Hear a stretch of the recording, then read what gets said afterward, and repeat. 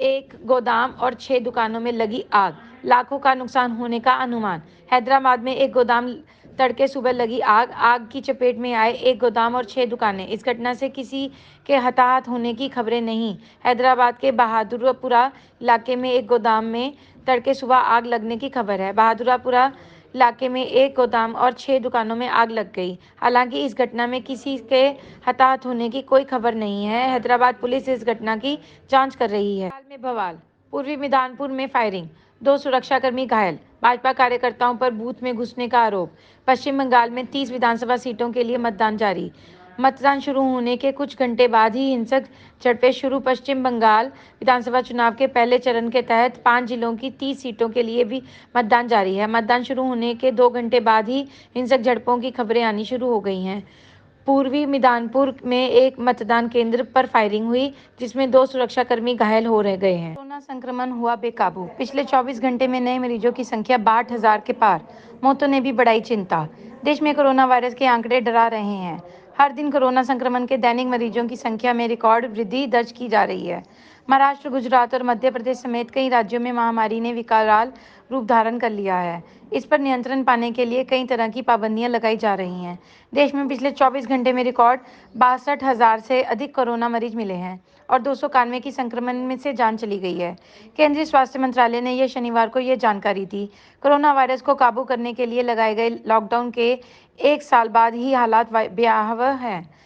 सक्रिय मामले लगातार बढ़ रहे हैं और मौतों का आंकड़ा भी एक बार फिर रफ्तार पकड़ रहा है। महाराष्ट्र, पंजाब, कर्नाटक, छत्तीसगढ़ और गुजरात में कोरोना के मामले तेजी से बढ़ रहे हैं और इन्हीं राज्यों में मौतों का आंकड़ा भी बढ़ रहा है। स्वास्थ्य मंत्रालय की ओर से शनिवार को जारी ताज़ा आंकड़ों के मुताबिक बीते 24 घंटे में कोरोना वायरस से संक्रमण के रिकॉर्ड 62,258 नए मामले दर्ज किए गए हैं।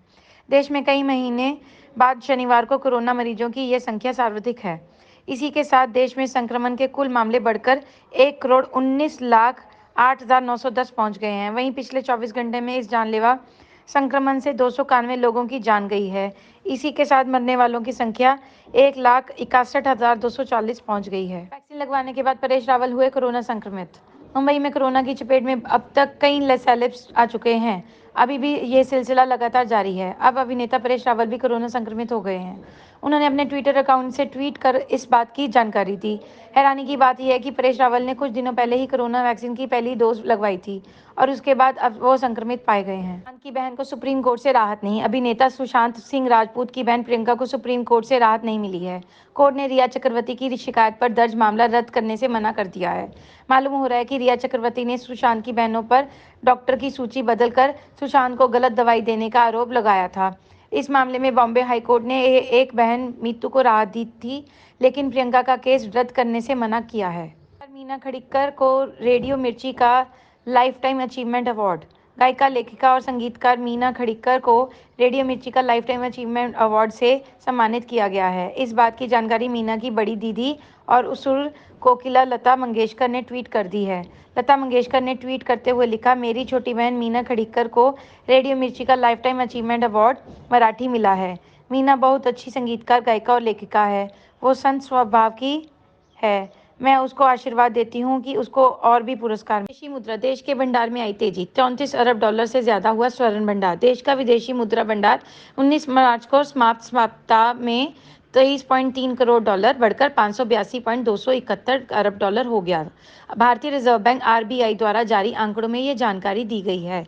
इससे पहले के सप्ताह में विदेशी मुद्रा भंडार 1.74 अरब डॉलर बढ़कर 582.04 अरब डॉलर हो गया था। रिजर्व बैंक के आंकड़ों के अनुसार 12 मार्च को समाप्त सप्ताह में विदेशी मुद्रा परिसंपत्तियों एफसीए में वृद्धि होने की वजह से कुल विदेशी विनिमय भंडार में बढ़त हुई है। विदेशी मुद्रा परिसंपत्तियों कुल विदेशी मुद्रा भंडार का अहम हिस्सा होती है। रिजर्व बैंक के साप्ताहिक आंकड़ों के अनुसार समीक्षाधीन अवधि में एफसीए 15.7 करोड़ डॉलर बढ़कर 501.18 अरब डॉलर हो गई।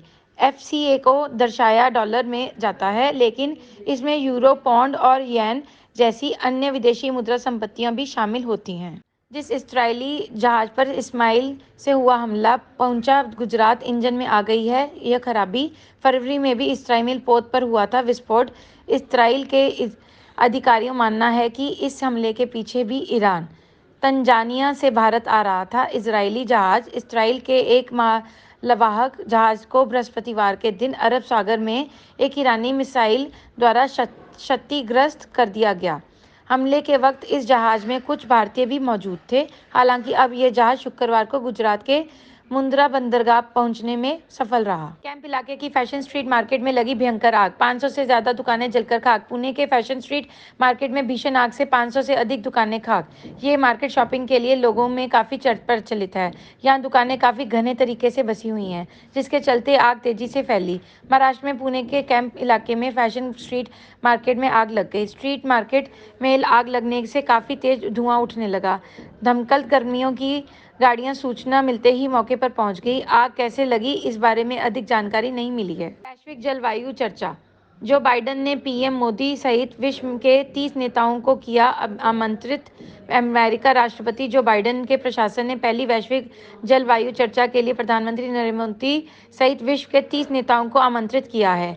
यह सम्मेलन 22 और 23 अप्रैल को व्हाइट हाउस में होगा। बाइडेन ने रूसी राष्ट्रपति व्लादिमीर पुतिन और चीन के राष्ट्रपति शी जिनपिंग को भी चर्चा के लिए आमंत्रित किया है।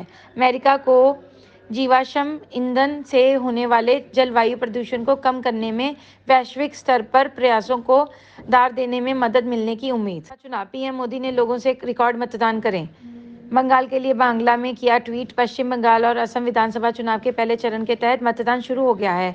आज बंगाल के 5 जिलों की 30 विधानसभा सीटों के लिए वोट डाले जा रहे हैं, जबकि असम की 47 सीटों के लिए मतदान हो रहा है। शनिवार को मतदान शुरू होने के बाद प्रधानमंत्री नरेंद्र मोदी ने असम और पश्चिम बंगाल के मतदाताओं से रिकॉर्ड मतदान करने की अपील की।